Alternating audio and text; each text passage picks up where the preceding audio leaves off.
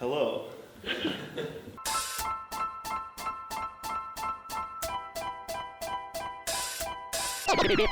fun time.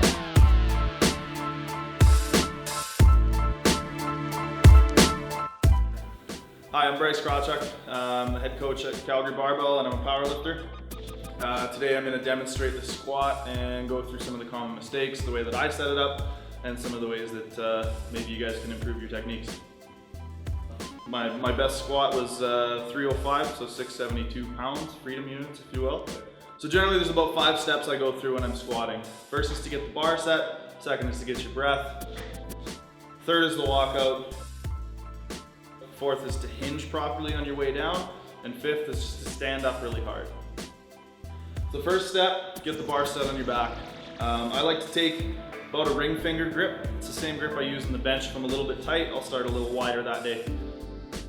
Next thing I'll do is slide too far under the bar. This bunches up everything in my back, gets my shoulder blades in position. And then as I slide back down and allow the bar to sink into position, I can feel that good sweet spot on my rear delts. Next thing I'll do is take my breath. So when I take my breath, I like to fill up my belly and my chest cavity. If I don't fill my chest cavity properly, I feel like I don't get adequate tension in my upper back, and that makes the weights feel heavy as hell. If I get good tension in my upper back, 500 feels the same as 600. It's good.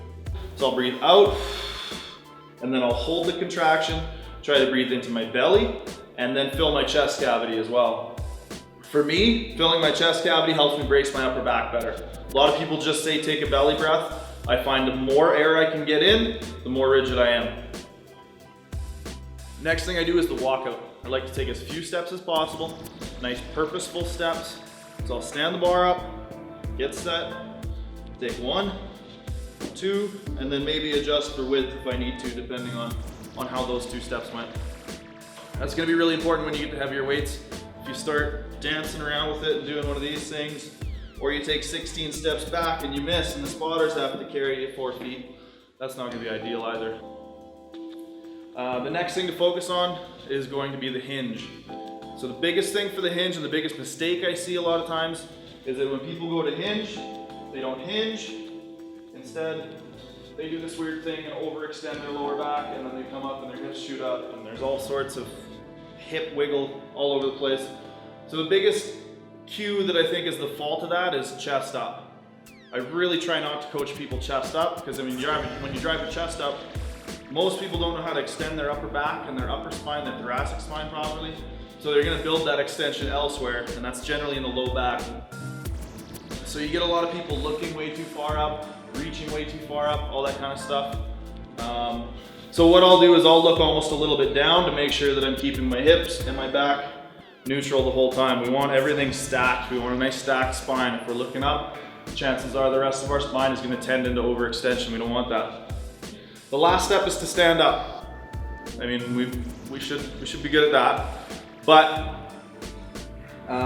one thing you want to watch for there is a little bit of valgus knee crash.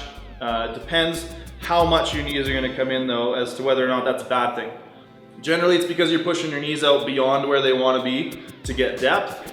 And then in order for them to fire optimally, they're gonna have to come back into alignment a little bit. The issue comes when things crash too far.